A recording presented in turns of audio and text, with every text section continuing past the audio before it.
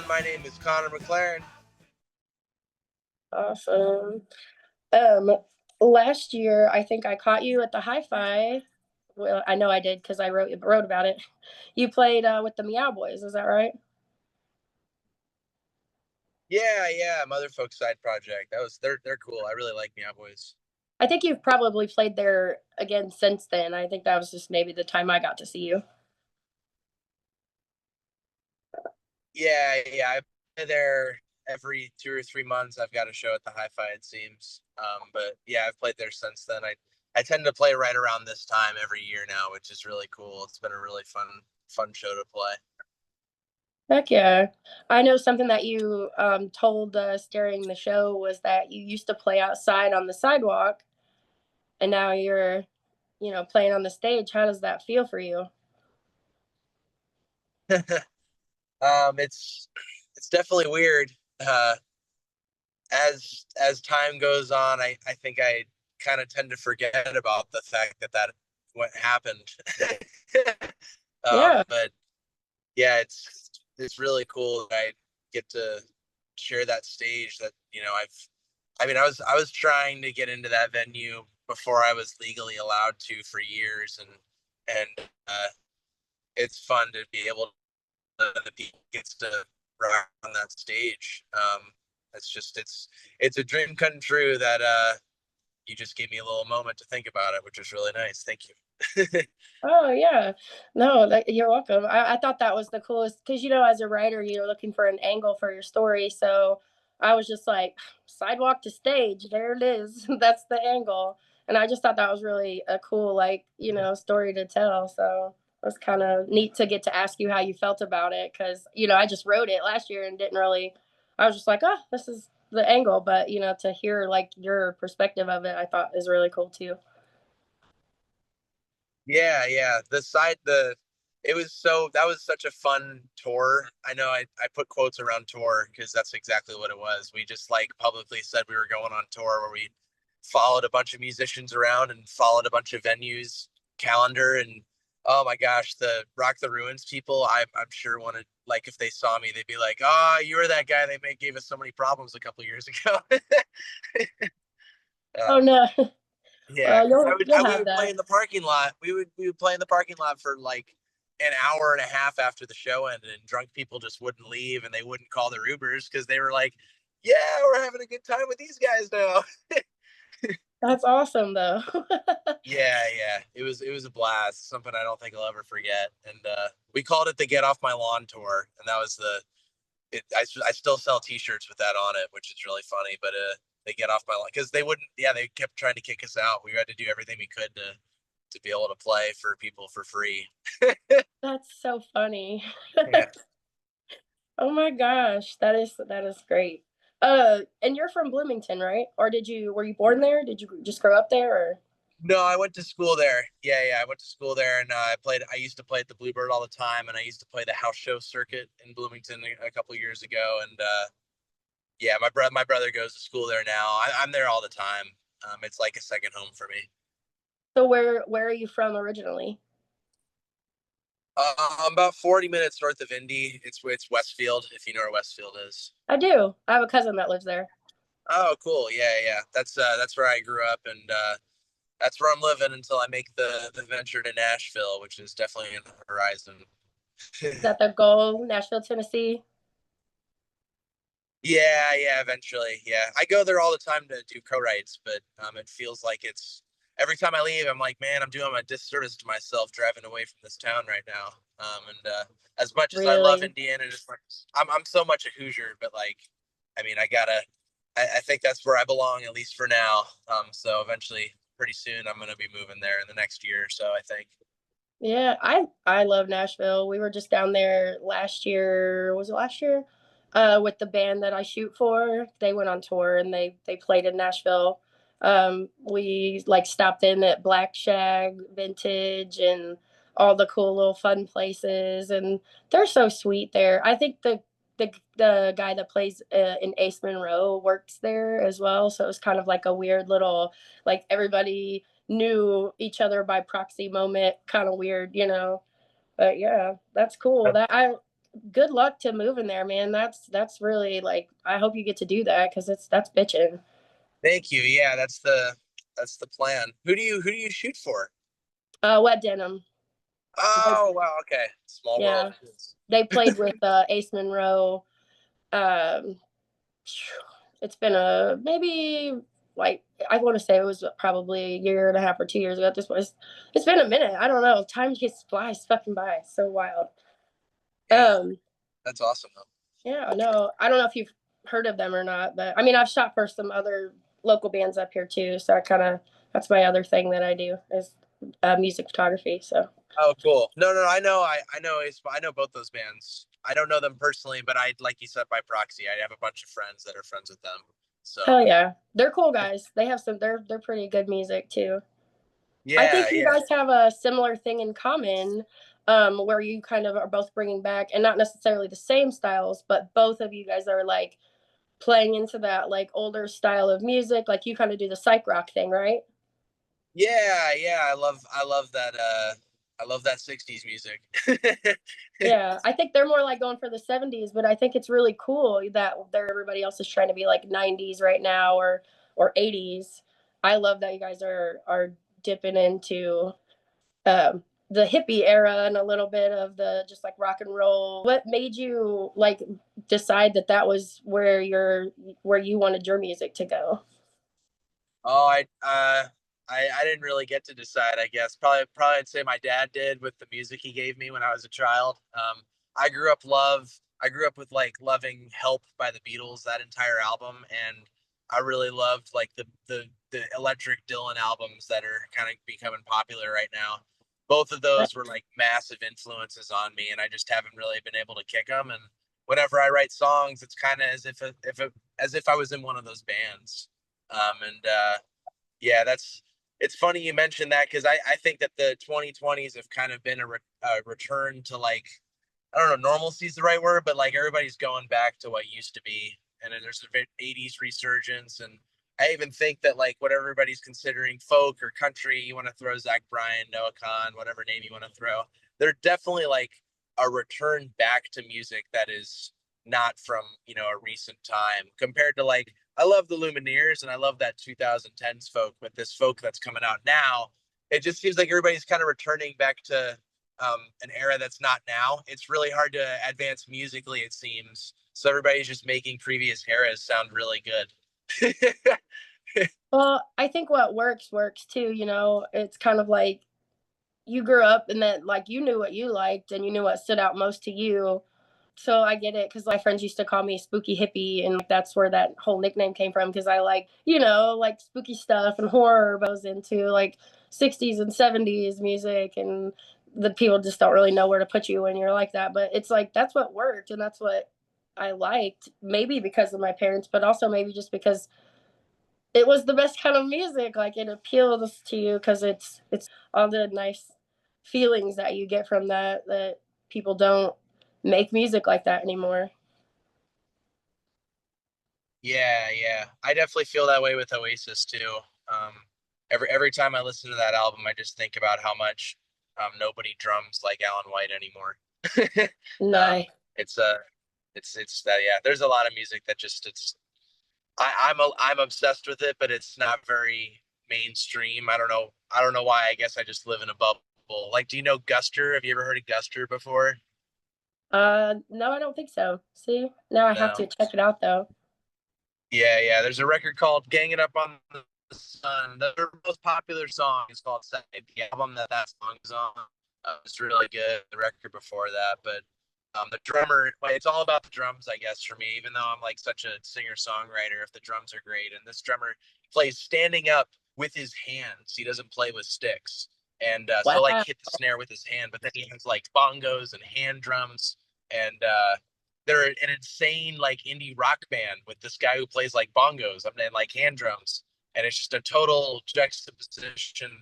And they're like pop indie rock, but nobody knows them because for whatever reason it didn't take off. But like to me, they're like one of the greatest bands ever. I love stuff like that though. That's like there's a band, and not everybody knows them, but like the Darts, and the American ones, because there are, a British band, but the American Darts, they have this like psych rock, garage rock sound, and they're all girls, and the closest thing that I could ever compare it to was like, are you familiar with Scooby Doo? Yeah, yeah, So like the Hex Girls. yeah, So like if they were a real band, I always felt like that was like the closest comparison that I could like make. And I was like, that's what they would be, because they're like witchy and like, but they're bringing back that like psych rock sound. And I ask people about them, and they're like, or it's like hit and miss. It's like if they know, and they're super excited, but if they don't, they're like, no clue. And it's like you're missing out yeah. on this I've awesome never. band. Yeah.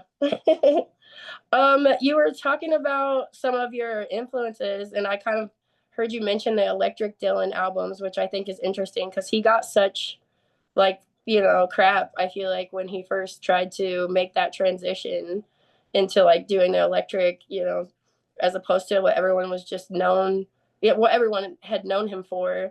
Do you feel like it's hard sometimes to like break out and do things like that? Like change your style or do a song that's different because people kind of tend to put you in a box.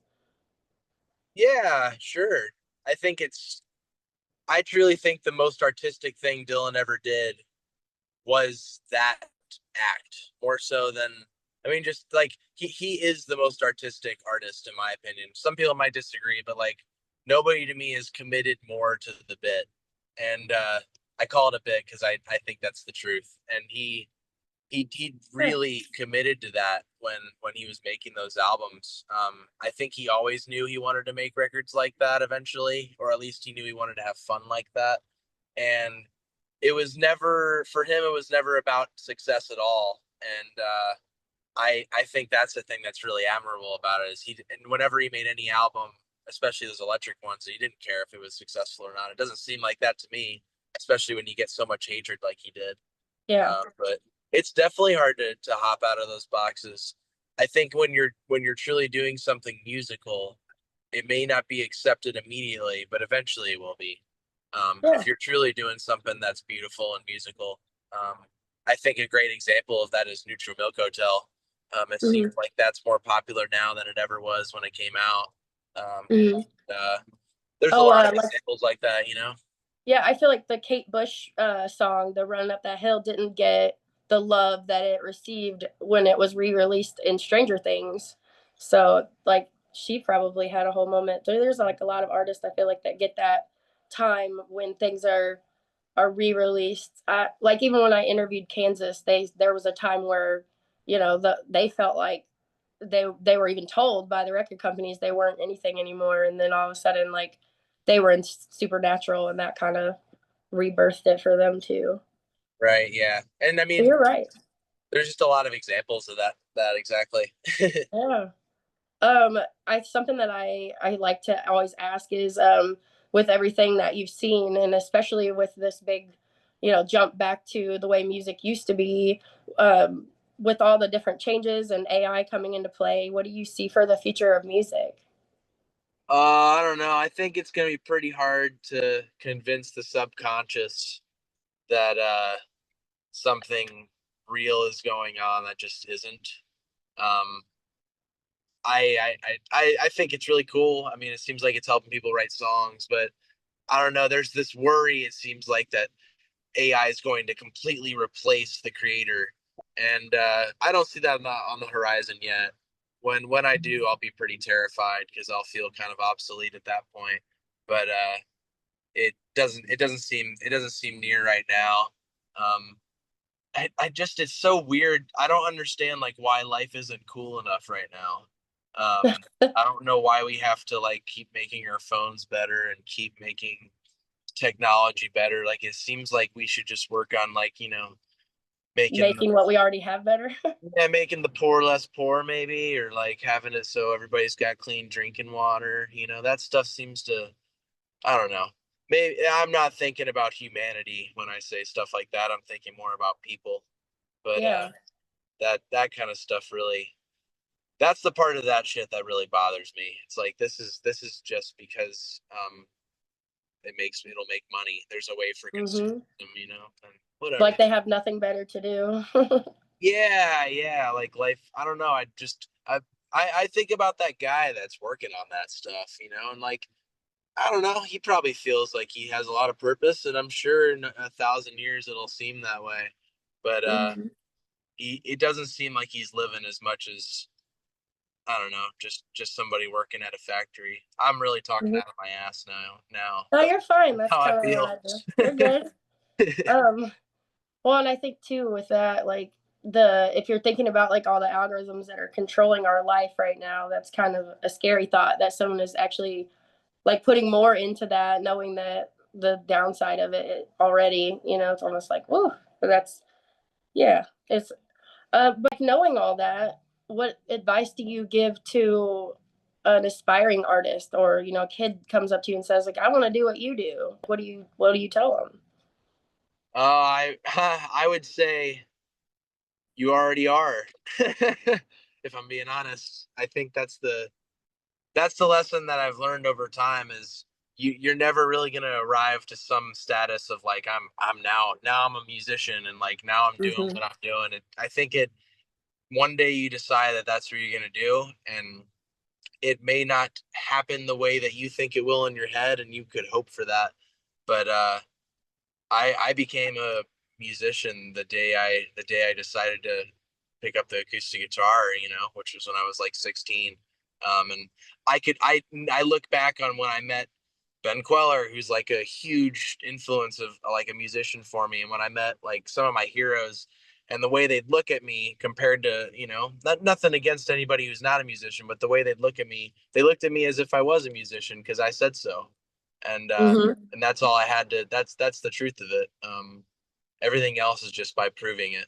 The most successful people are the ones that work the hardest and or were the most born to do it. So the only thing you can do is say you're a musician and be the one that's doing it the longest. Heck yeah. Have you ever gotten any advice from any of your musical heroes that you like carried with you through your career? Oh, tons. One of my favorites um is you're never gonna be your heroes. And I really like you can it sounds really simple and like, yeah, well, of course not, but like I don't know, I was a huge Liam Gallagher fan and I was a really big Bob Dylan fan and this musician named Todd Snyder, and for a long time I was trying to like I don't know if it's replicate or whatever, but I was aspiring to be like them. And at some point, I just kind of realized that I was never going to be like them on a success standpoint or musical standpoint. It's just, I was not born like it'd be dumb for Michael Jordan to try to be LeBron James. I'm not either. Like, I'm not Liam Gallagher, but like, that's just kind of the way it works. You have to be the best version of Connor McLaren. And, that's a lot more of a fun thing to figure out than to like try and I don't know, for me at least, than to try and figure out like how to replicate those guys. And that was a really nice relieving thing to like, oh, I don't have to be them. I can just be Connor. And some Yeah. people that's easier said than done, and some people that's easier done than said. But for me, that was a very important lesson of being secure and with who I am, which is a lonely stoner. Yeah. Um, if you if you could play any venue, if you could play your dream venue, what would it be? Oh boy. Um, to be honest, I've gotten to play a couple. The HiFi and the Bluebird were on there. Um, Playing the Egyptian Room would be a very surreal moment, and of course, playing Ruoff would be really cool. But I think playing the Egyptian Room and playing the Marat would be really cool. Um, yeah, yeah, one of those spots, Old National Center. I think that's the one that's probably the next goal. Hell yeah. I mean, I feel like you could do that. Yeah, You're gonna get there. Pretty soon, then yeah, you'll have the same girls that were in the back talking about they knew you. They're gonna be in the Old National Center and be like, I know him. exactly. Yeah, I Yeah, think it's got to be. I don't know. Maybe it's not, but it's got to be. Can't be harder than going from zero to where I'm at now. I absolutely see that as being obtainable for you. Thank you. That's the next goal in Indy. You could do it. But tomorrow, you're going to be at the HiFi, right? Yes, ma'am. All right. What time? I think it's at 8 o'clock. And who is your supporting acts? Yeah, Abigail Rose and Kayla Phillips. Awesome. And how much are tickets? Do you know? I think they're $20. Yeah. Sweet. Yeah. Awesome. And you're headlining, right? Yeah. I'm the one headlining. I thought It's so. crazy. I should have. I'm like, oh yeah, that's cool though. That's awesome. You're fucking headliner. You should be proud. Yeah, thank you. Well, I really appreciate you taking the time to talk to me today, and I know that you got other stuff to do, so I won't hold you. Oh no, you're all good, Amanda. I appreciate talking. It's been fun. Yeah, thanks. It was great to meet you. Yeah. Have a good one. You too. Bye.